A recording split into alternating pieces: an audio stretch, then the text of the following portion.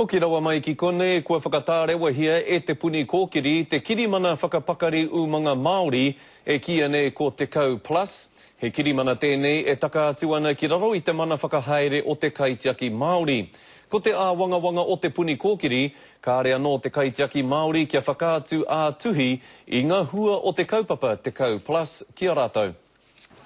He kaupapa a tāhua hei tā te tumu whakarai o te puni kōkiri i whakaare hea kei hei hiki i te mana o ngā umanga whai ti aiwi. They should try to cluster up some of our smaller Māori organisations and commercial businesses into strong enough so that they could be prepared for the export market. I whakaare hea ki te kaupapa nei ki waingani te puni kōkiri me te kaitiaki Māori me te poari te kau i te tau 2 mawhitu. E 3 miliona tāna te tahua i hoatu e te puni kōkiri hei hāpai ngā rupu te kau. Ki te whakapakari a rātau i roto ngā mahi umanga me ngā umanga o tā wāhi. I tēnei wā e 2 miliona tāra papau.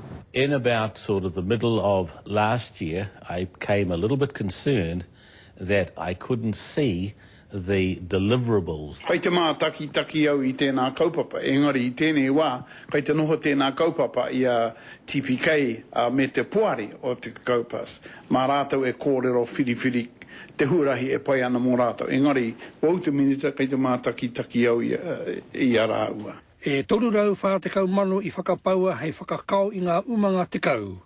E ono te kau manu i whakapaua e te wheterehiana Māori mo ana mahi rangahau me te tuhiri poata.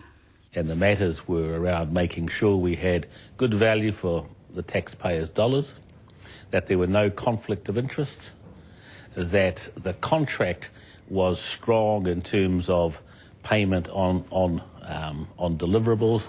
Ko te wawata te puni kōkiri ka tau atu te pūrongo a te poari te kau ki mua i a rātau a ngā wiki e tū mai nei. Joe Glenn, Te Karere.